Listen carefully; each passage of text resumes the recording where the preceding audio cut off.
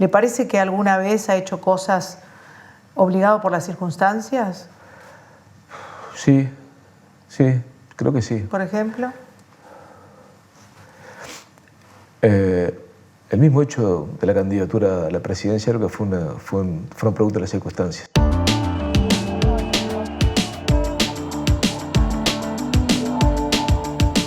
Tienen que fusilar en la cancha todo por él. El precio de mi candidatura es un precio pequeño. La conciencia tan tranquila como entré. Nosotros no la queríamos recibir del poder militar que del poder de facto. Ese Mercosur que va a ser el cambio cualitativo más grande que va a sufrir nuestro país. Mejorar las condiciones de vida de Montevideo, que es muy grande. Obligado y a guardar y defender la Constitución de la República. La unión es lo que nos piden los uruguayos.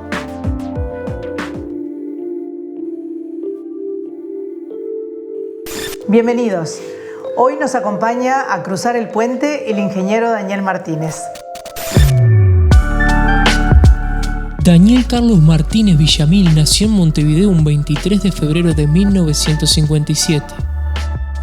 Vivió en Pocitos, estudió en Los Maristas y el seminario. Luego ingresó a la Facultad de Ingeniería. Se casó a los 19 años con Laura Mota, con quien tiene 3 hijas y 7 nietos. En 1973 inició su militancia política en el Partido Socialista, siendo miembro de la dirección clandestina de la Juventud Socialista entre 1976 y 1981. Trabajó 14 años en ANCAP y fue uno de los que formó el sindicato clandestino de dicha empresa. En su carrera sindical se destaca su oratoria el 1 de mayo de 1983. A partir de los años 2000 y después de un pasaje por el ámbito privado, Martínez se vuelca de lleno en el terreno político, de la mano de su partido, el Partido Socialista. Fue presidente de ANCAP, ministro de Industria, senador e intendente de Montevideo, además de ser candidato a la presidencia en 2019. Hoy nos ayuda a cruzar el puente el ingeniero Daniel Martínez.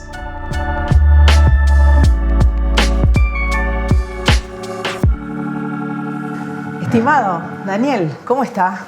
Muy bien, ¿tú cómo andas? Bien, estoy muy bien y estoy contenta de recibirlo y de proponerle algo que a mí me gusta, que es construir en este caso un puente que nos llevará, no sabemos dónde, pero ¿le gusta la idea? Por lo pronto, el construir, el tender puentes, a veces cuando las acciones llevan a que la gente se separe tanto en muchos aspectos de la vida, en la política, ni que hablar, está bueno el desafío de arriesgarse a tener la valentía de tender puentes. ¿Usted es más de tender puentes o de construir muros y barreras? No, yo creo que por profesión, por ideología política, por ser siempre muy utópico y muy coherente, tratar de ser coherente con los valores, creo que siempre fui de tender puentes. Yo más que me ayude a cruzar el puente, le diría que me ayude a construirlo, porque usted es un ingeniero y de eso debe saber. Sí, en realidad no soy civil, no soy estructural, soy industrial mecánico, pero bueno. Pero se puede revolver. Lo hacemos de metal en vez de hacerlo de... Perfecto, no importa el material. Los primeros seguramente fueron troncos que sobre piedras atravesaron un cauce de agua, ¿no? Después sí, se empezó a diseñar el arco, un montón de cosas y tuvieron los otros tipos de puentes, pero es cierto. Exactamente. Es un chiste. Lo importante es, no importa que sea de papel, pero que sirva para tender puentes. Exactamente. Para unir a quienes piensan diferente. Para unir. Y para entender y respetar a quien piensa diferente. Eso es muy importante, sobre todo en estos tiempos, donde la tolerancia no reina. No, y aparte con todo el tema de las operaciones a través de las redes, de crear troll y bots para tratar de generar tendencias, donde siempre son para hacer daño y denostar a una persona, la verdad que viene muy bien tender puentes. Vamos a hablar, está bueno, vamos a hablar más adelante del tema redes sociales, porque hoy no lo podemos dejar de lado en absoluto. Para nada. Pero primero... Igual no te darle mucho corte, pero vamos yo creo que no. Lo dejamos para más adelante. Pero primero es saber cómo usted se define, porque acá vimos un pasaje por parte de su vida, pero me gustaría escuchar una definición de quién es Daniel Martínez, para Daniel Martínez. Alguien que la verdad que tuvo una feliz niñez y adolescencia, que asumí un compromiso político diferente al que tendría que haber asumido por la formación y por la familia y por todo, inclusive desde el punto de vista religioso, pero que a su vez me quedé con los valores que había sido educado, aunque de una óptica que era la de la izquierda. Y bueno, y muy joven, en un periodo muy especial, yo empecé a militar en septiembre del 73, ya hacía 3 meses del golpe. Eso me imprimió un romanticismo a la lucha y a la actividad política, porque bueno, era jugársela en momentos muy difíciles y donde bueno, muchos compañeros caían presos, donde la tortura hacía que muchos compañeros terminaran cayendo, porque bueno, otros compañeros los habían delatado por no aguantar la tortura en muchos casos. Y eso, bueno, le generó un cierto romanticismo. Después tuve un periodo de legalidad como dirigente del PCNT, hasta que, bueno, un día dije, no es para mí esto, me voy a ser militante de base y a dedicarme a la ingeniería, que era otra de mis pasiones. Mi familia, la ingeniería, la política, pero yo, bueno, había hecho la carrera en condiciones muy difíciles, ¿no? Entré trabajando a Facultad de Ingeniería, nos casamos con Laura con 19 y 18 años, estando en segundo de facultad. Estando en cuarto fui padre y estando en sexto tuve la segunda hija. Igual así me recibí con 24 años, muy joven, de ingeniero. Qué bárbaro, buen estudiante. Sí, sobre todo amor a la ingeniería. Algo que lo tenía heredado mi padre desde que era un multioficios, y él había visto interrumpida su carrera cuando tuvo que irse con su padre de Francia para venir para Uruguay con 19 años. Y entonces dije, me dedico a la carrera, me fue muy bien, hice cosas muy interesantes desde el punto de vista de la ingeniería, apostando a la creatividad, no es siempre fácil, porque la ingeniería en un país donde el desarrollo tecnológico nunca fue priorizado, no, claro. Haber podido hacer tecnología en Uruguay, soluciones, sobre todo en la última parte de mi carrera de robótica, de automatización, me sentí espectacularmente realizado. Lo económico importa, por supuesto, y está bárbaro haber hecho económicamente bien, pero me realicé también ahí, le pude ponerle la magia, ese enamoramiento a la ingeniería. Tuve el retorno de poder sentirme que creaba, que hacía cosas diferentes, en entornos, trabajando siempre muy bien con todo el mundo, con los equipos de la fábrica, donde yo me tocaba dirigir. Y bueno, luego vino el volver a esa combinación de gestión que había aprendido en la actividad privada, con proyecto político, cuando Tabaré Vázquez primero me llamó para ser presidente de ANCAP, luego ministro, luego me tocó ser senador, luego intendente, bueno, todo eso que es más conocido hasta terminar en haber tenido el honor, que pese a que fue un periodo complejo, difícil, de la campaña electoral por muchas razones, moriré con el orgullo de haber sido candidato al Frente Amplio. ¿Qué le parece? Y haber dejado no es poca hasta cosa. Lo que no tenía, peleándola. Todo, ¿no? Todo en la cancha dejó. En la cancha. Con errores, sin duda tuve errores, pero dejé todo en la cancha. Y por eso seguramente en el futuro usted será parte de algún libro de historia. ¿Cómo le gustaría que lo recordaran en ese libro? Así con 2 palabras nada más. Yo creo que ante todo, honestidad intelectual, creo que muchas veces fui demasiado, en buen sentido, demasiado consecuente con determinados principios. Y sobre todo que nunca hubo el proyecto personal, porque ni durante la dictadura siempre está presente, porque yo cuando terminaba un proyecto de ingeniería y funcionaba, sentía la realización personal. Cuando uno mira ahora, recorre Montevideo y ve las obras, uno se siente feliz de lo que hay y que la gente te lo reconozca está bueno, siempre el reconocimiento personal está bueno. Pero de la misma forma que durante la dictadura, ahí nunca nadie esperaba nada, porque lo que te podía pasar era terminar preso y sufrir bastante en lo personal. Nunca caí porque muchos compañeros aguantaron la tortura y no nos delataron ni a mí ni a mi señora. Lo que implicaba estar escondido, a veces hasta casi un mes, con la familia, situaciones complejas. Pero siempre buscando ser coherente. Y luego yo creo que inclusive la decisión de pese a que estaba en el mejor momento de mi carrera, haciendo lo que me encantaba. Hace 25 años nadie hacía automatización robótica en Uruguay y yo tuve la suerte de dirigir un equipo de gente, pero ser una de las principales cabezas de una empresa que hacía eso. Pero bueno, asumimos la responsabilidad de presidir ANCAP, que era otro de mis amores, porque aprendí mucho, conocí gente increíble.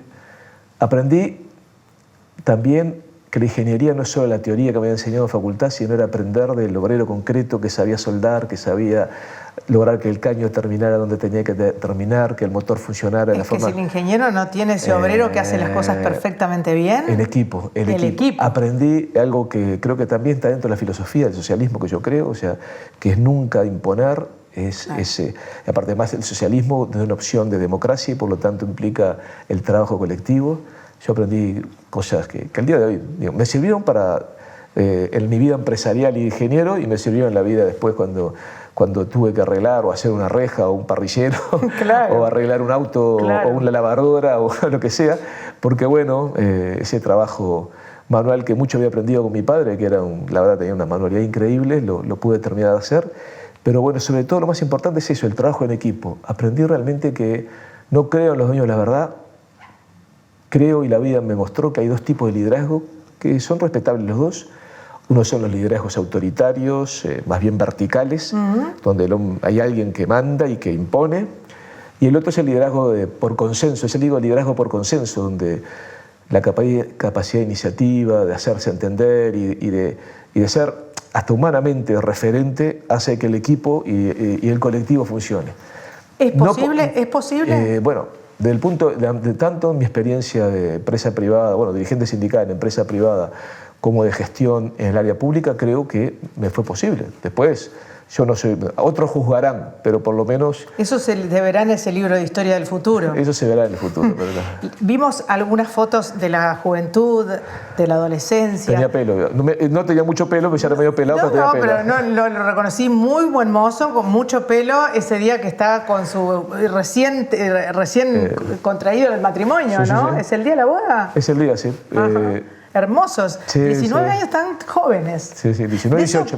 Vamos a hablar después. Yo le pedí una foto de su infancia. Sí. ¿La trajo? Con mucho gusto, mira. Acá, en vivo y en directo. Bueno, está medio chiquita porque es de otra época, pero... Pero esta foto de billetera, claro. Y aparte que, no sé, tendría 2 años ahí, ¿no? Sí, pero un bebé. La infancia, ¿cómo fue esa familia? Bien, muy integrada. Mi padre era una máquina de trabajar. ¿Sí? No era muy expresivo. No era de los que más hablaba, inclusive él, habiendo vivido hasta los 19 años... ¿Usted no salía de él entonces? No, salió mi madre. Por más que él, bueno, él vivió, hasta empezó a estudiar ingeniería en París, porque mi bisabuelo y mi abuelo habían sido diplomáticos. Bueno, mi abuelo se había criado en Francia con su padre, que era el director del Partido Nacional, no importa, aquellas épocas. Producto de la guerra París-Arabia-Valle, mi bisabuelo terminó en Francia. Hasta el día de hoy tengo el nombramiento, que es un diploma así de grande, de cónsul en Francia de mi bisabuelo, firmado por don José Valle Ordóñez. ¡Wow! ¿Qué mezclas que hay ahí, ¿eh? Lo encontré ahora cuando terminó, falleció mi padre y mi madre hace unos años ya. ¿Viste? Cuando uno desarma la casa de mi madre para venderla, encontré el diploma ese que ni sabía que existía. Y mi padre no nos hablaba francés en casa, pese a que él había nacido en Francia, pese a que nos había notado en la embajada, vi a mi hermana cuando nacimos, todo eso, no hablaba. Pero mi madre sí era muy, muy expresiva. Y la verdad que fue yo pasé muy bien. Aparte, bueno, aquella época Punta Brava... Pues ¿Qué Punta Brava? Punta Brava es el pedazo... Hablar claro, yo no nací en Positos, era Punta Carretas. Sí. Y tampoco Punta Carretas, porque en realidad Punta Brava es una parte de Punta Carretas. Es de Joaquín Núñez hacia el Faro. Por lo menos para nuestro tiempo era eso. Había mucho hincha defensor, se me terminé siendo defensor, producto de... Porque a mi padre no le gustaba el fútbol, no hablaba de fútbol. ¿Le gusta el fútbol a usted? A mí me encanta. Sí. La verdad ¿Es de defensor? Del glorioso defensor, sí. Del glorioso defensor. Estemos donde estemos. ¿Sí? Ahora, yo siempre decía, aunque bajemos a la B, bueno, bajamos a la B ahora, vamos arriba defensor. Y era una zona que en aquella época estaba la cárcel, no había el shopping. Sí. Era muy barrio. Marcada por la cárcel en esos años duros, la barriada esa, ¿no? Exactamente. Bueno, yo llegué cuando todavía no había problemas de enfrentamientos, o era menos, años 68, poner 67, 68, yo tenía 10, 11 años, a jugar al frontón en la cárcel de Punta Carretas, porque tú entrabas por la puerta principal, ahí donde muere Héctor Miranda, donde nace Héctor Miranda, y a mano izquierda había un frontón, y a los gurises del barrio, en esa época no había tanto problema, nos dejaban. Yo llegué a jugar con 10, 11 años al frontón, en ese frontón. Después no te dejaban ni siquiera pisar la vereda, tenías que ir del lado de enfrente. Pero era muy barrio, una zona lindísima, muy integrada. Yo recuerdo con mucho cariño mismo los maristas. Ahí está, el colegio. Le quería preguntar, el colegio, los maristas. Estaban 21 de septiembre, Sí, no estaba donde está ahora. Formación religiosa. Mucha formación religiosa. Que después del cual me quedé con los usted valores. no sigue, se quedó con los valores, pero no sigue Claro, siendo... en preparatorios, lo que era quinto y sexto no había, los maristas no tenían, y terminé el seminario también, pasé ¿Se muy casó bien. por la iglesia? Sí, por el salón parroquial, Sí. como yo digo. ¿Por el salón parroquial? Claro, ¿La fiesta fue? No. A ver. No. Hicimos ya... Yo era socialista, militante de la clandestinidad en el año 75. 76, yo entré a facultad en 75, fue en segunda facultad. Y mi compañera sí era militante de la parroquia San Juan Bautista, la parroquia que queda ahí cerca de Yauri, Massini, por ahí, ¿no?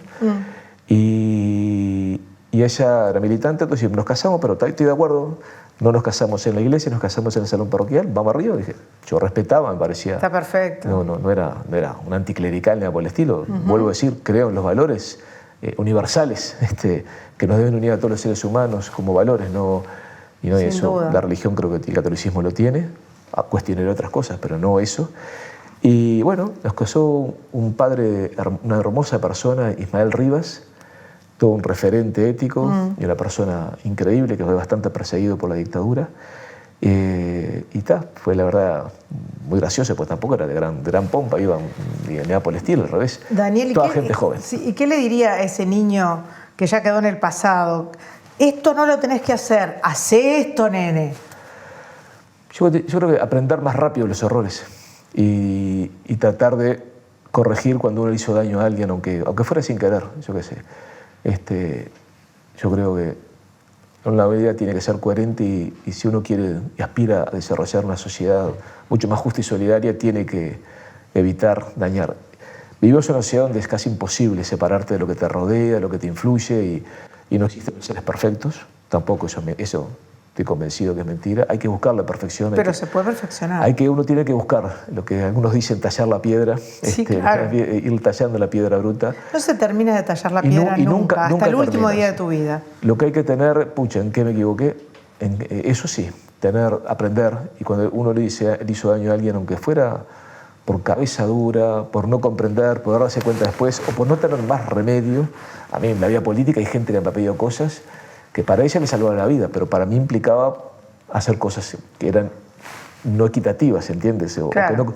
O que yo entendía que era muy discrecional, para mí era un abuso de poder, y yo siempre luché contra la discrecionalidad de la política, sí. No lo creo, digamos, siempre luché, y muestras de coherencia, eso tengo muchas para dar, pero de repente, había gente, de repente se iba destrozada, y es cierto, ¿no? Pero bueno, hacer eso implicaba discrecionalidad. Yo prefería buscar algo que implicara con justicia ayudar a más gente antes que solucionar de repente algo que me implicaba a mí tomar una decisión que era demasiado discrecional. Pero bueno, ante todo uno tiene que aprender.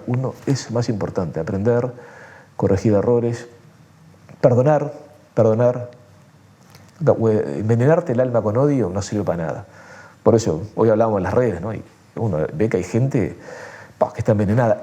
Y ve cómo hay gente que hoy por hoy utiliza tecnologías sistemáticamente, planificadamente. Sí. Hay cosas que no son casualidades. Cosas que se dijeron de mí, que se hicieron de mí.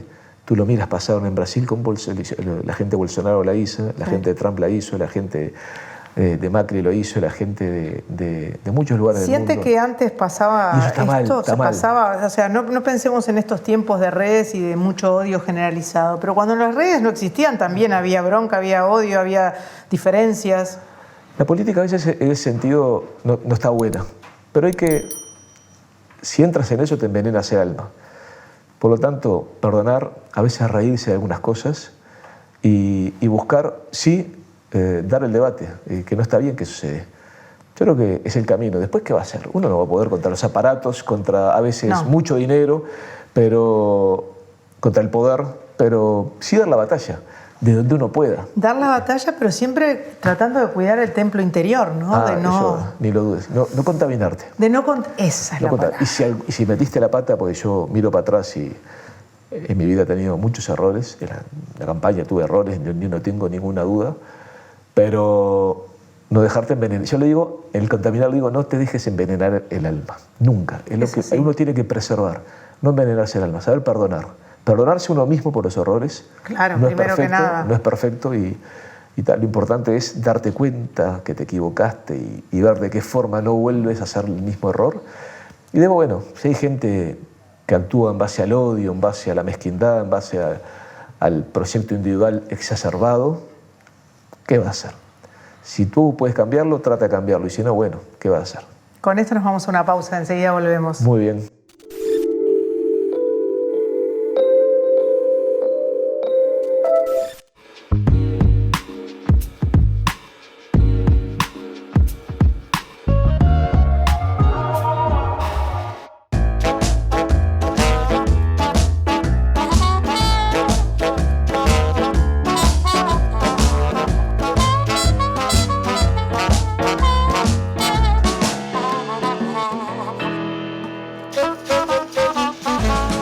Proba una gran hamburguesa, como vos la querés. Signature Collection by McDonald's presenta la nueva American Barbecue.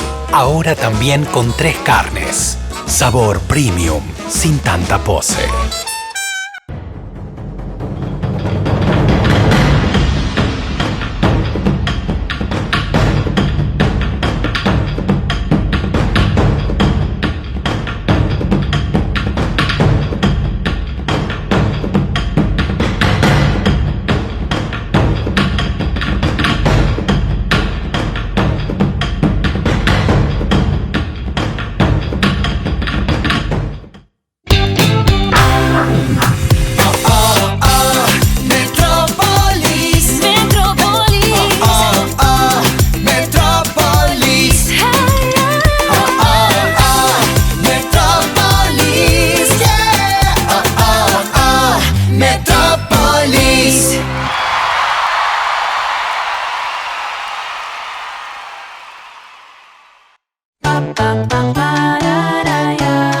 Elegir un colegio es una decisión muy importante. Vení a conocer la Safa. Desde 1889, siendo escuela de vida. Una luz que nos da guía. Inicial, primaria, ciclo básico, bachillerato, todas las orientaciones. Colegio y liceo Sagrada Familia. Ay, Sagrada. Avenida del Libertador 1960. zafaguada.edu.uy. Mi corazón te abraza.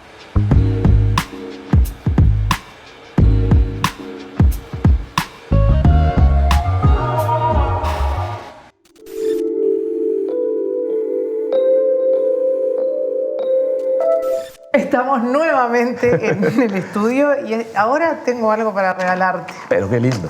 Qué atención. Pero te voy a romper la magia, porque lo voy a sacar yo de la bolsa. Bueno, dale, tranquilo. Pero no lo voy a mirar. No, para mí es un honor que tú lo saques. Muchas gracias. Chan, a ver, chan. chan chan. Pa. Mirá, marcha, qué logaría. ¿Viste? ¿Sabes lo que es eso? Tú sabes que yo... Esa es la tapa del día que vos naciste o el día antes que vos naciste, fíjate. Sí, claro. Sí, muy próximo. ¿Y marcha qué? Bueno, Pa, era un referente. es ¿no? el referente, Sí, ¿no? Sí. No, es más, yo después una parte, una filtración de agua me estropeó, pero en la casa de mi compañera había, que mi suegro yo no lo conocí, murió muy joven, con 52 años, un abogado. Él era ballista progresista, muy amigo de Michelini, de Batalla también, pero no tanto. Y él tenía una colección completa de marcha que además la heredamos nosotros y la tuvimos mucho tiempo hasta que en una de las casas que vivimos, lamentablemente buena parte fue la humedad y la corrosión y algún roedor colaboró para que se destruyera la mayor parte. Pero me acuerdo que yo... La apreciada colección de marcha. La apreciada, que estaba casi completa, era impresionante. Libros y libros y libros y libros. Y la verdad y ahora viendo esa etapa de marcha del año que vos naciste, que obviamente no te vas a acordar de esos tiempos. Y aparte ya te digo, mis padres no... Leer esto no leían para eso. mi madre era pecado. Sí. Pero Divina. ¿Cómo era ese Uruguay de esos años? Yo políticamente en casa no se vivía la política, se hablaba muy poco. ¿Qué recordás? Recuerdo algo de un tío que estaba más vinculado, Fraschini, que era un tío muy querido por mí, muy cercano, porque aparte con su hijo somos casi hermanos, digamos. Él es 2 años y medio, 3 años menor que yo, pero vivimos, nuestras madres eran la 8ª y la 10ª de una familia grande y por lo tanto, y además muy unidas, o sea que fue, para mí, sigue siendo mi hermano, o sea, el hermano que no tuve una hermana, 4 años mayor que yo, y él era mi hermano Carlitos. Y el padre era muy querido, aparte le gustaba cazar, tenía lancha, era de ese hombre que tenía múltiple actividad que para un gurí era bárbaro, ¿no? Yo hoy no cazo, porque no me gusta cazar, pero digo, en aquel momento me encantaba, salíamos a pescar, embarcados, yo qué sé, era todo el ideal. Y él sí hablaba algo, y me recuerdo alguna charla contando la familia juntos, cuando aparecieron el movimiento del MLN, los Tupamar, alguna cosa, pero tengo poco recuerdo ya. Recuerdo lo que me impresionó, sí, cuando yo vivíamos enfrente, en Echauri, frente a la cárcel, entre Héctor Miranda y García Cortinas. Cuando el primer día que yo me despierto, no era hora de ir a la escuela, no me había levantado todavía, y encuentro un milico chico, un peticito, pero botija muy joven, con un fusil, a la puerta de mi cuarto mirando para adentro. Y yo, ¿qué es esto? ¡Qué horror! Yo tendría, no sé, 10 años, no, 11, 12 años tendría. Son de las cosas que, ¿y esto qué es? Y recién ahí, en el 71, fue cuando empecé a tomar cierta conciencia de que había algo que se llamaba política y acababa de surgir el Frente Amplio. Yo me había integrado a una barra, gurises, que eran casi todos del Suárez, casi todos se decían del Frente. Entonces ¿sí? Me gustó, me decía, me hago del Frente. No todos, había uno. Es que a esa edad no se tiene mucha idea, ¿no? Para nada. Yo creo que más por integrarme a una barra, que era casi todo el Frente, y algunas gurises que algunas me gustaba, y eso era... Bueno, eso siempre tira, ¿no? Siempre, soy del Frente. Siempre, exacto. No, había uno, cuya familia tiene una joyería muy conocida, que él era pachequista y no pasaba nada. Su novia se decía comunista y no pasaba nada. Era un momento donde no había... Y fíjate que esa barra tampoco la política estaba muy presente. No, claro.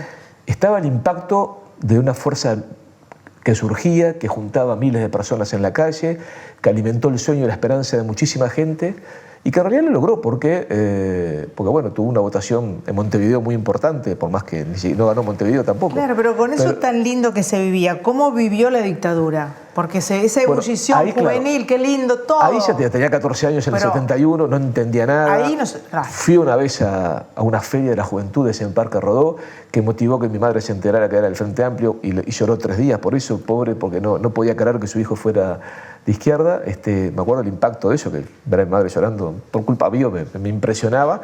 Pero seguí, y luego, bueno, todo eso, ya en el 73, sí, cuando el golpe de Estado, un amigo del seminario me dice, vamos a la movilización. Vimos la represión de la movilización del 9 de julio. Y bueno, ahí fue el primer impacto con la política, ver a los militares moler a garrotazos a gente. Fue una cosa que me impresionó y en esa inocencia juvenil que yo me decía de izquierda y no sabía lo que era ser izquierda, claro, no entendía nada, dije, no, yo tengo que luchar contra estos malas personas. Pensé otra cosa, pero... Sí, me lo puedo imaginar. Malas personas. Y ahí empecé, demoré como 3 meses en encontrar quién me integrara al Partido Socialista, porque además en el medio, mi hermana que estudiaba abogacía, que era 4 años mayor que yo, había llevado una vvez a casa, ahí en Echauri, entre Héctor Miranda y García Cortinas, El Oriental, que era el diario del Partido Socialista. Y había un artículo de Vivian Trías sobre una visión del socialismo independiente, no dependiente de ningún centro de poder internacional, de ningún partido referente en el mundo, ¿no? Eso lo sedujo. Me encantó. También imagínate lo que podía entender alguien que ahí tendría 15. 15 años. Entonces me empecé a decir socialista, pero empecé a decir, no tenía más que eso que había leído de El Oriental. Entonces, cuando me decido militar, cuando vi la represión, el 9 de julio, moler a palos a gente indefensa que estaba defendiendo la democracia y sin hacer ningún tipo de violencia, y moler a palos nunca hay que hacer, pero la tortura o cualquier violencia siempre es mala, me decía, quería, bueno, ¿con dónde me integro? Él me decía socialista, el Partido Socialista.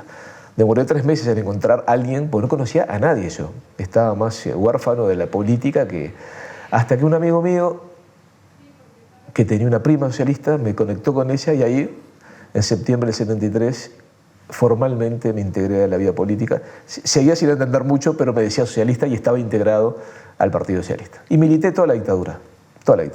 En la clandestinidad, no debe haber sido fácil aquello, ¿no? Era convivir con el miedo, porque aparte... Convivir con el miedo. Eso fue el año 73, en el 75 entré a la facultad, ya empecé a armar a rearmar un gremio clandestino que se había sido destrozado por la dictadura, un gremio estudiantil. Después del 76 nos casamos y después, bueno, tuvimos hijos en el 78. Muy fermental todo, porque vino todo junto. Todo. Toda la energía puesta en todo. Además yo empecé trabajando, como yo ya con 18 años trabajaba. ¿Cierto que era acomodador? Primero fue boletero, después acomodador del cine ABC, claro. Yo empecé facultad siendo, ya había empezado a trabajar, cumplí el 23 de febrero, cumplo yo, 18 años, y a los 3 días, empecé a trabajar en el cine ABC. ¿Pero por elección o por no, por necesidad? Elección. No, por elección. No, digo, mi padre no era que tiraba manteca al techo ni nada por el estilo, pero había, o sea, cierta comodidad, cierta tranquilidad, ¿no? Clase media, claro, digamos. Pero lo hizo como una forma de independencia o de sentirse más cerca de lo que era un laburante. Sí, mi padre siempre había impulsado. Yo a los 15 años hice mi primera changa, que fue lavar persianas. No importa, la venenciana, ¿te acuerdas? Sí, claro. Y después estaba peleajos durante meses a destajo, pinté una heladería. Me dice, ya había hecho changas, pero ahí, bueno, empecé a trabajar formalmente. Tenía libre los martes, me acuerdo hasta el día de hoy. El único día que tenía libre era los martes. Y a fin de año, cuando vino el periodo de exámenes, vi que no me daba el tiempo y el cansancio. Además, yo nunca había perdido un examen y tampoco, o sea, quería... Y ahí pasé a dar clase de matemática y dejé el cine, o sea, y ahí fue cuando, bueno, digamos, cambié y me pasé a algo no vinculado a la ingeniería, sí, pero algo por lo menos que me daba más elasticidad. Pero ya después me casé en el segundo, ya después siempre seguí metido en líos y haciendo mil cosas. No tuvo paz. No, pero disfrutando no pasa nada. Disfrutando siempre es lindo. Tengo esta libreta para ofrecérsela con un bolígrafo, claro, volver al lápiz y papel. Qué lindo. No, está bárbaro esto. No es solamente un regalo, es para que lo puente, use. Mira qué bueno, sí. Pero para que lo use ahora, ¿eh? Ahora mismo. Le voy a pedir que escriba algo. Planifico. Yo soy de los que todavía, si bien en el celular anoto muchas cosas, me gusta lo que voy a hacer el día tenerlo escrito. ¿Sí? Después para adelante está todo marcado en el celular. Pero lo que voy a hacer en el día, me gusta... Por eso le voy a pedir que escriba allí, haga una suerte de línea de tiempo. Digo, ¿Me está firmando un autógrafo? No, eso nunca. No por no hacerlo, sino porque digo, no me siento tan importante para firmar un autógrafo. ¿Qué puso? Algo que me vincula a todo, me vincula a todo ese tiempo que estábamos recordando. A ver. Que fue en el año 75, 74, 75, 74, con un compañero de la Juventud Comunista que se llamaba el Negro Juan. Nos pusimos a trabajar en la organización de una mesa juvenil antidictatorial de la costa, que abarcaba desde Parque Rodó hasta Carrasco, teóricamente. En realidad no pasaba de Malvin, pero no importa. Nos decíamos así, muy pomposamente. Y era un ser excepcional, que yo lo quería mucho, que aparte después él tuvo que exiliarse y murió de una enfermedad que lo fue disminuyendo mucho físicamente en la ciudad de Rosario, exiliado de Argentina. Y él me regaló un libro que se llamaba Reportaje del pie del patíbulo. Otros lo ponen Reportaje del pie de la horca, de un checoslovaco, un checo, Julius Fusik, que en realidad fue un director de teatro y escritor que terminó en la dirección del Partido Comunista Checo durante la ocupación nazi porque todo el resto había caído preso. Él no era un verdadero militante, digo, de primera... O sea, su política era parte de su vida y su compromiso ético, pero no es que no tenía tanto... O sea, terminó, como él decía, porque el resto había caído preso, en plena ocupación nazi de Praga. Y terminó preso también él y escribió unas frases escribió un libro donde sacó de a pedacitos en las hojas de los cigarros que un carcelero checo, que no era nazi, trabajaba de carcelero de policía en la cárcel, le fue sacando para afuera. O sea, iba escribiendo chiquitito y con esos textos escritos en las hojas de los cigarros, se hizo un libro que se llama Reportaje al pie del patíbulo. Y tiene tal vez una frase que a mí me conmovió siempre, ¿no? Y que me une a esa magia y esa cierta heroicidad que uno sentía en la resistencia contra la dictadura, ¿no? Con mi compañera, y que dice, hemos vivido por la alegría hemos ido al combate y por ella hemos de morir. Que la tristeza jamás se una a nuestro nombre. Y refiriéndose a la compañera, ¿no? Y se me ocurrió poner acá, viva la alegría.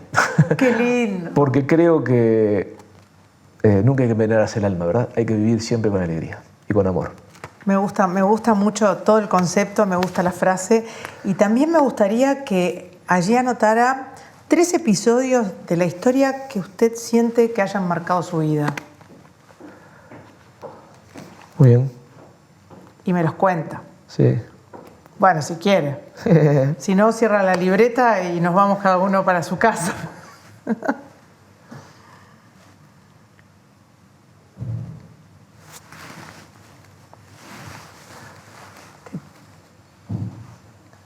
Me gusta mucho pensar en que siga estando vigente la idea del papel, así como los libros. Sí, no pueden soy morirse lector. nunca. Jamás. Me cuesta leer. Bueno, ahora que volví a estudiar. ¿Volvió a la facultad? Sí. Estudiar matemáticas, ¿no? Sí, era un pendiente. Sí, porque yo siempre fui muy práctico, siempre, aparte, como había aprendido mucha manualidad con mi padre, me gustaba y mi sueño era ser no un ingeniero teórico, sino un ingeniero que hiciera cosas concretas como me tocó hacer. Pero siempre me gustó la matemática, me quedó pendiente. Y bueno, ahora, con mucha tranquilidad, la retomé en facultad. Me parece muy bien. Estoy haciendo una materia, análisis funcional y real aplicado. No me hable de cosas que jamás entenderé. Cuénteme de esos episodios. ¿El primero?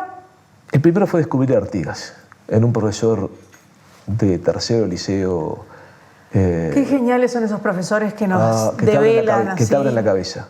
Te abren la cabeza. Hubo un maestro, Robert, en la escuela que también me acuerdo que me abrió mucho la cabeza, que vivió en La Teja, divina persona, lo he vuelto a ver, creo que fue el único profesor, la escuela el único que fue no cura que tuve. Y después este profesor Salambrí, que siempre lo nombro porque, me abrió la cabeza. O sea, me hizo ver primero que Artigas no era una estatua, ni era el fundador de la orientalidad, porque él nunca soñó un Uruguay separado de las Provincias Unidas del Río de la Plata, y que si bien hay que ser respetuoso y entender los contextos históricos, fue traicionado por mucha gente. Lo vuelvo a decir, no hay que ser tajante, porque hay que entender los contextos históricos, pero creo que fue tal vez el líder revolucionario con más arraigambre popular y con un proyecto mucho más popular de toda América Latina y coherente. Y a mí me impresionó porque este profesor me hizo ver un personaje que yo no conocía. Y la verdad, siempre recuerdo porque es como, siempre para mí fue una de esas personas que he admirado y como ser humano, pues tuvo sus errores, sus problemas, sin duda. De repente a veces fue demasiado cabeza dura y no entendió cómo funcionaba la política, me siento identificado con eso. A veces, pero que el momento muy, muy, muy particular. Luego, cuando me enamoré de una utopía revolucionaria, que después le dio un contenido democrático, liberador, amante de la libertad, ante todo, pero sí de luchar por una sociedad mucho más justa e igualitaria, que eso me marcó la vida. Y luego todo lo vinculado a mis hijas y mi familia, mi señora y todo eso, o sea, eso fue, para mí fue una... ¿Es importante la familia para usted? Absolutamente. Cuando mi hija, en realidad ella no fue con beca, fue con el compañero con una beca a estudiar a Estados Unidos, a Madison, Wisconsin. Después sí, allá ella consiguió, postuló una beca, la ganó y trabaja y vive hoy de estudio. Le faltan 2 años para terminar un doctorado.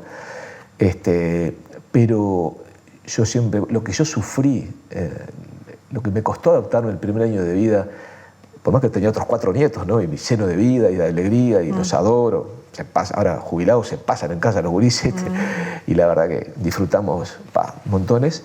Pero bueno, me faltaba una de las 3 hijas y me faltaban 3 de los 7 nietos, ¿no? O sea, para mí mi familia es una... Y usted es un ejemplo que un largo matrimonio es posible y que el amor no tiene fecha de caducidad, aparentemente, por lo menos en su caso. Con lo que implica aprender a respetarse y a reconocer, yo aprendí muchísimo. Se aprende en ese camino. Yo venía de una formación machista, todo lo que... Tuvo que tirar por tierra un montón de cosas. Tuve que darme cuenta de pila de cosas que hoy me digo, ¿cómo era? Qué feo. Claro. Pero era... lo importante es darse cuenta. Era lo que uno se había formado. Claro. Y no era maldad, o sea... pero mis hijas y mi señora me hicieron ver pila de cosas que... Rodeado de mujeres, Eso no hay sí. duda. Bueno, ahora de nietos tengo 4 varones y 3 mujeres. Estamos equilibrados. Emparejamos un poco. Emparejaron un poco. Vamos a una pausita, volvemos Dale nomás, enseguida. dale nomás. Seguimos recorriendo este puente.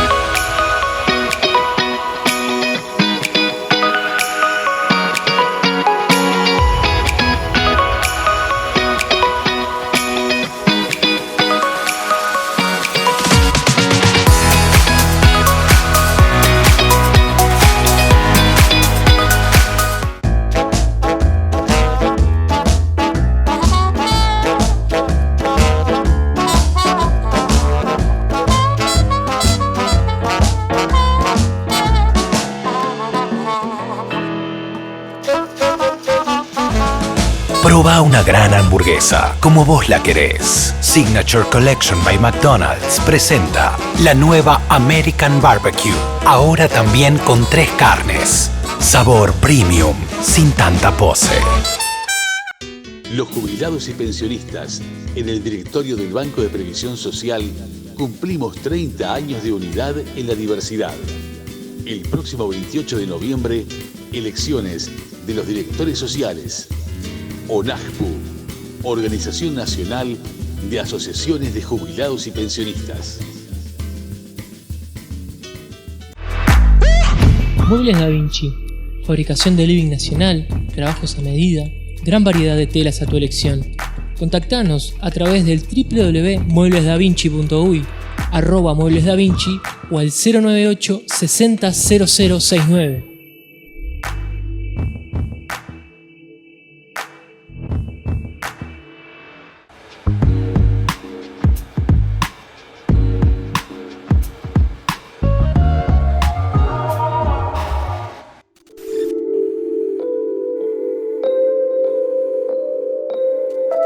Estamos junto al ingeniero Daniel Martínez tratando de atravesar el puente que juntos estamos construyendo desde hace un rato. Ladrillo sobre ladrillo. Ladrillo sobre ladrillo, Viga piedra sobre sobre piedra, viga sobre viga. Exactamente.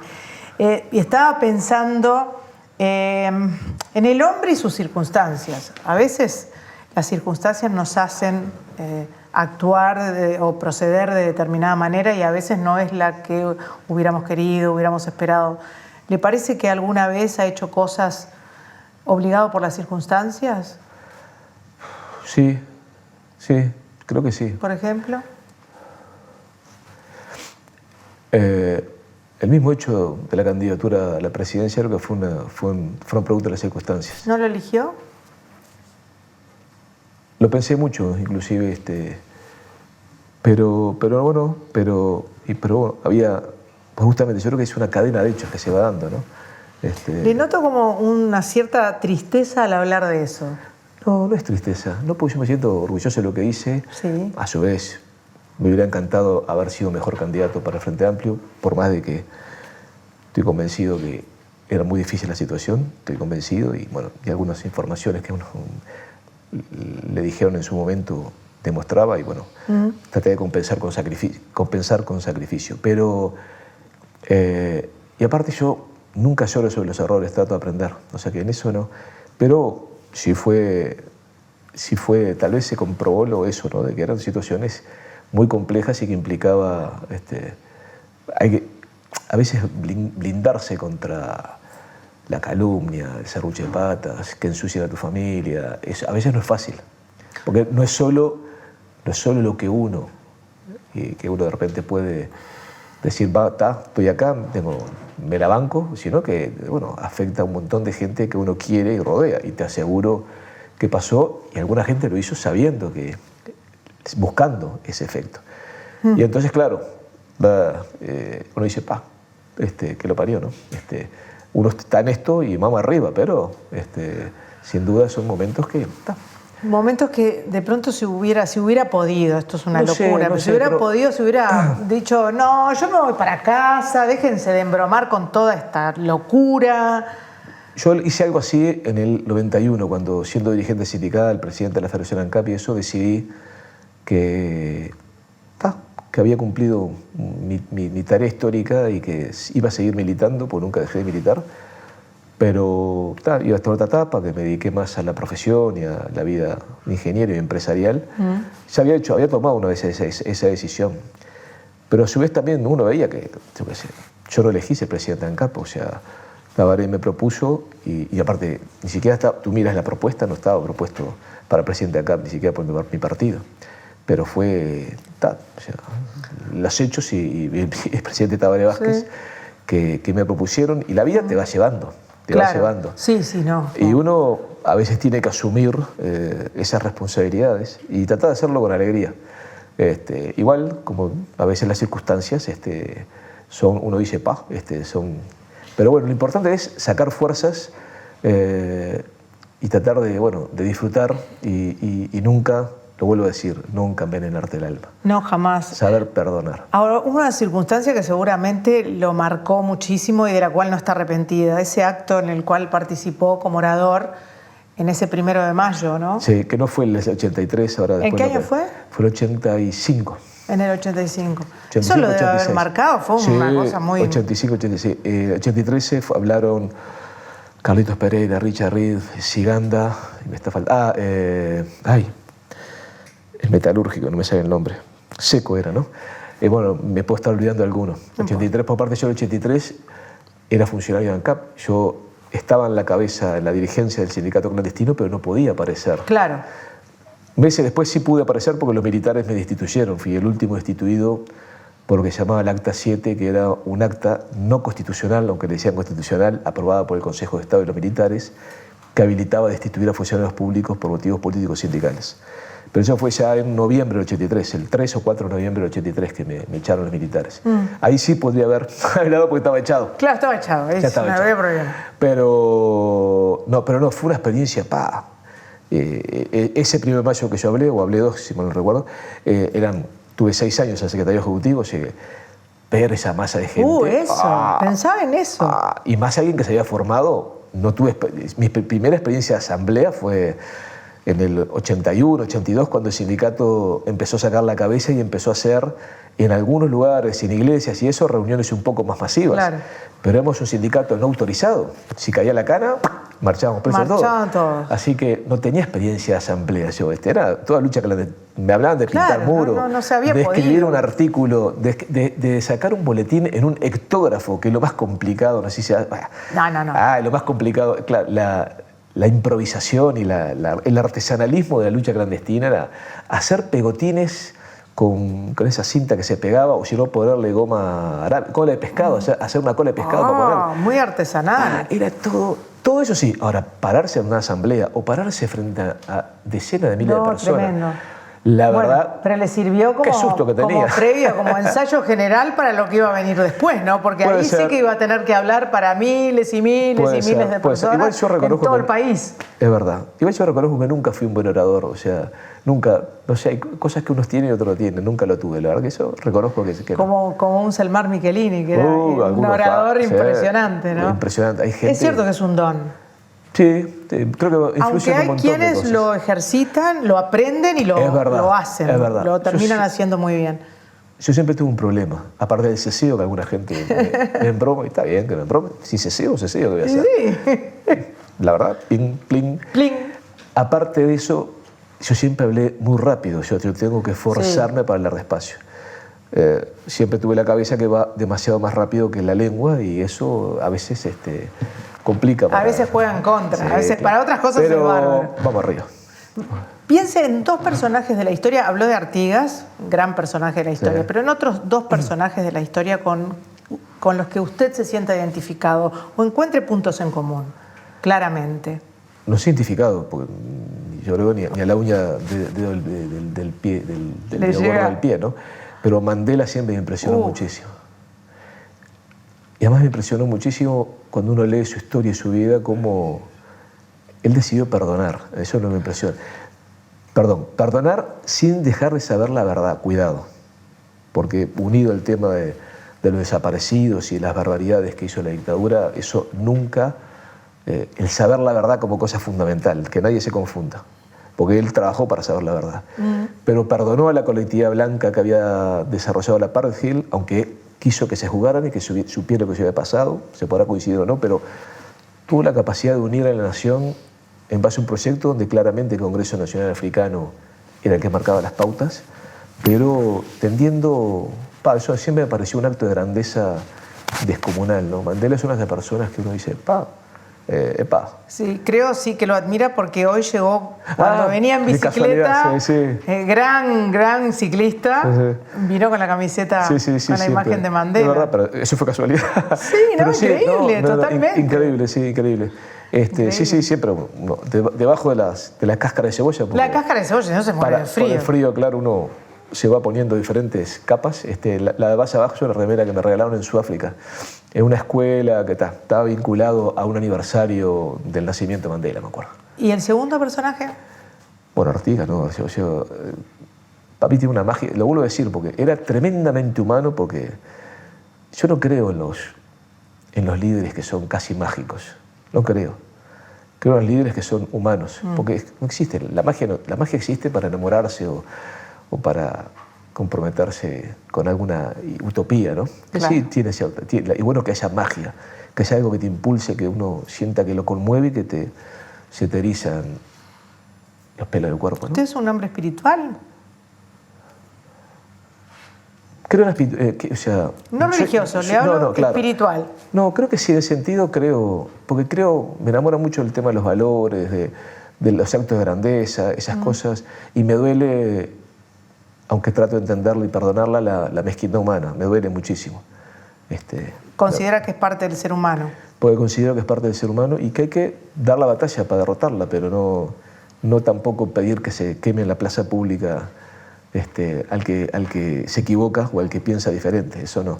Siempre digo, Torquemada Torquemada era el consultor de la reina Isabel la Católica, que fue el que motivó la persecución de los judíos, la aplicación de la Inquisición en España y la persecución de los judíos y moros, y algunos que simplemente los acusaban de herejes para quedarse con sus riquezas. Tremendo. Era un personaje siniestro, un cura siniestro, que después creo que murió y lo siguió otro que se llamaba el Padre Jiménez, que era igual o peor, pero no importa. Torquemada, en la historia universal, es como el símbolo de la intolerancia. Entonces yo quiero estar bien lejos de un pensamiento como este ser Torquemada. Creo que así como ahí tengo personas claro, a los cuales sí quiero acercarse. Quiero acercarme, quiero ser la milésima parte de lo que fueron. Claro. Tengo también muy claro quién no quiero ser, ni la milésima parte de lo que fue, como es Torquemada. Está buenísimo cuando uno se da cuenta qué es lo que no quiere. Vamos a elegir nosotros ahora 3 personajes para que usted encuentre cuáles son las cosas que de alguna manera lo acercan a ellos. Bueno, dale nomás. Vamos. Bueno, el rival en las elecciones, el actual presidente de la República. No me diga las diferencias, porque eso ya las conocemos políticamente. No, sí, tuvimos algo en común. Pero algo en común, que alguien nadie sabe, que es, en mi caso, amistad, pero sobre todo admiración, y en el caso de la admiración por un político socialista, Guillermo Chiflet. Ah, bueno. Un gigante. Un gigante, en mi claro. caso, amistad, y claro. Siempre le agradezco a sus hijas que me llamaran porque para los cumpleaños, que él estaba en una casa de salud, sí. Y me decían, venite, que el papá te quiere pila, y yo iba siempre a veces no estaba en el país y no podía ir, pero siempre que estuve no falté ninguna vez, porque era un referente ético y una muestra de calidad humana, de cómo se puede ser coherente hasta intransigente. A veces parecía en su forma cómo se apegaba a los principios, pero eso no creo que sea ser intransigente, sino ser coherente. No, claro, coherente. Pero a su vez con una increíble fraternidad y capacidad de expresar afecto, ¿no? O sea, qué lindo. Chiflet, poca gente creo que pudo haber tanta capacidad de ser fraterno, así discrepara con la persona diametralmente. Y una cosa que siempre recuerdo, él una vez que nos cruzamos en el Parlamento me dijo, no, yo a Chiflet lo admiro mucho, pero después me acuerdo cuando, estando yo en el cumpleaños de Guillermo con Guillermo, su señora y sus hijas. Julia Moretti, una gran actriz, divina, que es también otro ser humano delicioso. Sí, delicioso. Llamaba o mandaba un mensaje el presidente de la República, así, algo en común tenemos. Muy lindo ese algo. Jorge Pacheco Areco. Está brava esa. Ni siquiera el boxeo me gusta. O lo he visto, pero no es una cosa que la verdad que... El fútbol sí, pero o hasta el básquetbol, pero... no sé, me cuesta más. Cuesta. Lo conocí menos también, aunque este tío Fraschini tenía una relación personal grande con Pacheco Areco. Me acuerdo que siempre yo conocí... ¿cómo se llama? Punta del Diablo y Cabo Polonio, cuando Punta del Diablo era un pueblo de pescadores, nada más, y Cabo Polonio tenía solo el faro, porque Pacheco Areco había visitado como presidente, le había comentado a este tío Fraschini, eso, y fuimos de paseo, conocimos esos lugares. Pero creo que lo único que nos une que era amigo de un tío mío. Porque después... Bueno, y que les gustó ir al Cabo Polonio. ¿Por qué no? Y directamente pude conocer dos lugares maravillosos en su versión salvaje y no absolutamente sin presión. Y se iba en caballo, en carro. Claro. Sí, en carro. Y ahí Punta del Diablo no, se llegaba en el auto en Punta del Diablo. No, Punta del Diablo en auto. Yo, como me acuerdo de Punta del Diablo, es que creo que había solo un edificio de construcción, todo el resto eran casas de palos, que era la escuela. Creo que hasta la policía que había ¿Era un rancho? Era un rancho de palos y palma y hoja de palmera, creo. Por lo menos el recuerdo que tengo. No te lo... Impresionante. Yo tendría 9 años, creo, 8 o 9 años, o 10 años, no creo que por ahí que fuera el año 69, ¿Dónde 70. estoy? Una cosa de loco. Pero me acuerdo de eso, y me acuerdo del relato de mi tío. Tercero. Herrera, ¿no? Herrera, ¿no? Es el viejo Herrera, me parecía, sí. Yo, de Herrera, lo que yo siempre respeté fue su antiimperialismo. No sé si la gente sabe, que creo que lo perdieron en el camino los herreristas, pero desde mi punto de vista, quiero ser respetuoso, ¿no? Creo que lo perdieron en el camino. Pero ustedes saben que Herrera fue de los que peleó para que no hubiera bases militares norteamericanas en Uruguay, ¿no? Tuvo una definición muy clara, en ese sentido, una coherencia nacionalista. Después, tal vez su posición dentro del Partido Nacional no era la más me sentí identificado, con perspectiva histórica, no lo viví, no lo conocí, no supe nada. He leído cosas de él, libros que publicó y la historia.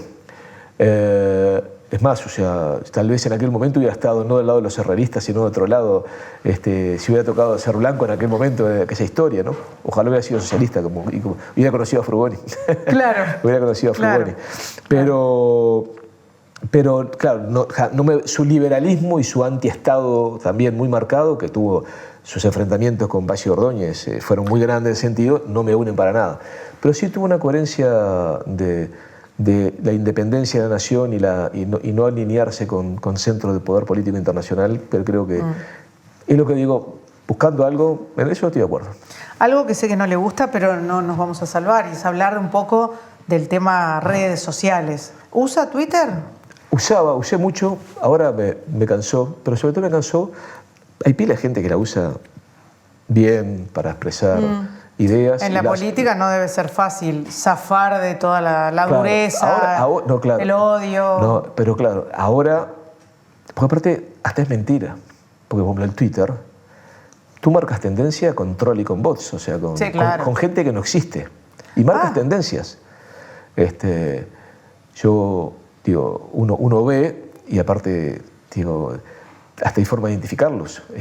Así como hay forma de identificar quiénes son, cuáles son verdaderas y quiénes son los que están de algunas cuentas, así hay otros que tú sabes que no lo son, y son miles y miles y marcan tendencia.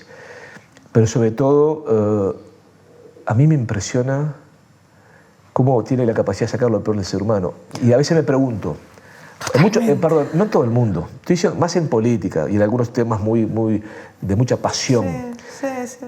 A veces me pregunto, ¿por qué será? Como nadie da la cara, como no estás mirando a quien insultas o a quien le inventas una historia, ¿no? O sea, te sientes impune, no sé, pero... Y después me duele más saber que hay aparatos montados para estudiar y que tienen especialistas, psicólogos, sociólogos, que están buscando hasta tal partido político como el Frente Amplio. Si yo hago que se pase esto, voy a generar lío interno, hay que hacerlo. Claro, sí es así. Y no digo que no haya gente frente amplista que también trasunte odio, porque la hay. Simplemente digo, creo que es de las cosas jodidas, por decirlo con la verdadera palabra que tiene este momento, y creo que hace que las redes se conviertan a veces en una cosa que la verdad que es solo una máquina de odio. Y bueno, y como estoy en contra de eso, no creo que haya dueños, la verdad. Estoy convencido de la utopía que me enamoró hace muchos años, por más que fui madurando y cambiando un montón de cuestiones, no en lo esencial, sino en caerse verdades iluminadas, bueno, y en entender que sí, que hay miserias humanas y hay gente buena y mala en todos lados, esas cosas que uno descubre con la vida y que lo que importa es hacia donde uno va, y te lo habla alguien que para la gestión es importantísima, y sin embargo digo, lo importante es la ideología, hacia dónde va uno. Pero priorizando esos valores, me da la impresión que a veces las redes... ¿Socialmente cree que hay como una preponderancia del odio, del resentimiento? En las redes se expresa con fuerza. Yo creo que no. Que no, como, como sociedad, más allá de las redes. Digo, hay gente, y ahora vamos a ir hay gente que se va de mambo, hay gente que va a la cancha, perdón, me pasaba a mí. Yo iba a la cancha y era un uruguayo típico, y qué horrible. Y bueno, ¿qué pasó? Un día, siendo ministro de Industria, me di cuenta que estaba pegado a un alambrado diciendo cosas que no debía decir. Y dije, pará, tengo que dar el ejemplo, que más bobo no puedo ser. Y ahí claro. Es buenísimo. No, claro, me pasó porque me di cuenta que estaba en un entretiempo, vamos a entendernos. Si ganaba Defensor ese partido, era campeón. Fuimos campeón el siguiente partido. Y uno está en la pasión, le echaba toda la culpa al juez. Claro. ¿No? Y entonces, bueno, pero dije, qué horrible, qué mal. Y dije, pará, está mal siempre. Y además soy hombre público, tengo que dar el ejemplo. Además, claro que sí. Pero y a partir de ahí, una vez nomás, en un Uruguay-Chile, se le fue un poco la boca. Pero no, me sumé a gritos. En un Uruguay-Chile después de lo de Jara y Cavani, ¿te acordás? Sí, que estábamos claro. todos furiosos. Pero también dije, no, ¿por qué? Que todo el estadio se puso a cantar una cosa y dije, ay, pero en realidad pasa. Pesa ser un hombre público, porque uno lo hace sentirse como muy responsable frente a la imagen y frente a... Uno tiene que serlo, uno tiene que serlo. Claro. Yo 1000 veces me moría de ganas de contestar cosas. Me imagino. A mí me inventaron que puse una bomba que ni siquiera podía entrar a la ANCAP. ¿Se acuerdan cuando había un bolazo? Un blanco de Martínez de Alessandro, creo, de Maldonado, dijo en una entrevista a un diario de Maldonado que le había dicho un militar que yo había puesto una bomba durante la huelga general. No militaba y ni siquiera podía entrar a la ANCAP porque tenía 15, 16 años. Yo qué sé, bueno, que no me di la vacuna, ahora salieron cosas que... lo leí todo, puedo mostrar, tengo la aplicación con las 3 vacunas, tengo la tercera vacuna. Claro. Y respeto pero mucho... todo eso, según una opinión que larga alguien, ya... pero por algunas todo. cosas que... se le hicieron a Fernando Haddad en Argentina, en Brasil, se le hicieron lo hizo Trump con otra en Estados Unidos. Cosa que vos decís, ¡opa! Se repite. Y, claro que sí. Y vos decís, acá hay un modelo. Y aparte cuando uno ve el papel de Cambridge Analytics y cuando uno ve algunas películas y ve cómo se ha investigado eso, dice, esto no es casualidad, es armado. Hay gente estudiando. Sí, claro. Y que haya gente que financie cómo propagar el odio, no, es un horror. me duele. Le voy a leer uno lindo y uno feo.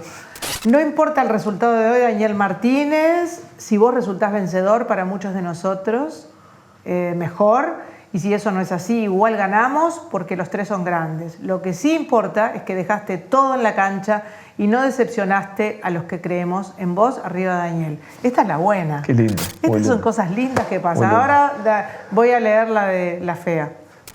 A ver. Pobre viejo dando pena en las redes. Qué atrevido. No pasa nada. Jamás. Qué atrevido. Jamás. A mí me lo llegan a decir, yo lo busco hasta no sé hasta cuándo, pero lo encuentro. Encuentro, ¡Olga! En mi caso, muchos vas a encontrar de que ni siquiera existen. Son trolls y son bots. Pero ahí sí, hay gente. Pero ¿cómo se lleva con los halagos y con los palos? No, y yo te digo, aprendés. ¿Qué vas a hacer? O sea, pero los palos duelen igual, aunque uno esté medio como una coraza, si un tipo sensible le duele. Si cuando te inventan 200 cosas, algunos conocidos políticos te inventan y han dicho cosas en las redes que son falsas, absolutamente falsas. ¿Y qué va a hacer uno? En ponerse a contestar cada una, a hacer un juicio por cada una. Yo no podría.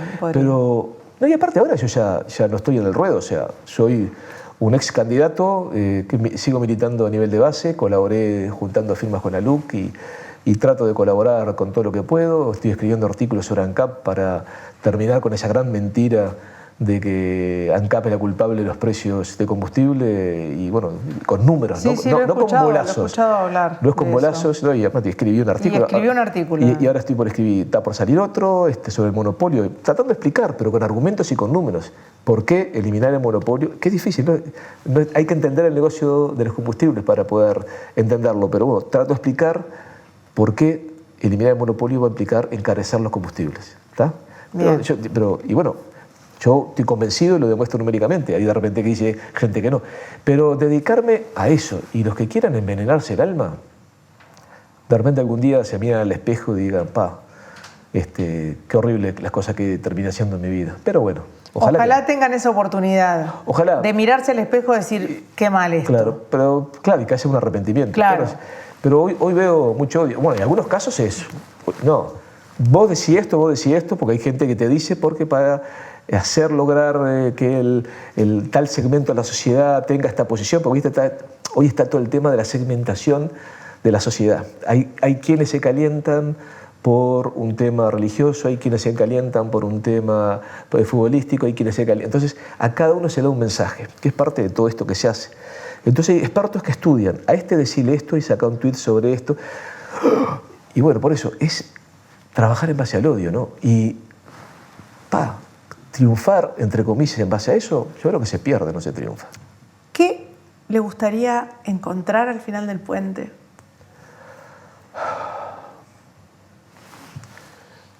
Poder reconocer a una persona que pese a las diferencias es capaz de respetar y querer, y saber que tenemos la capacidad de lo que nos une, aunque sea como uruguayos, nos permite unirnos en eso, aunque sea. Y que la lucha por el poder o la preeminencia política no termina siendo que sea imposible el acercamiento, el respeto o la coincidencia, aunque sean temas puntuales. Eso me encantaría.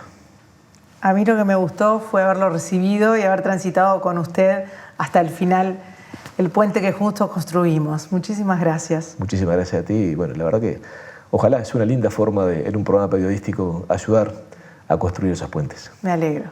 Nos encontramos la semana que viene para transitar un nuevo puente.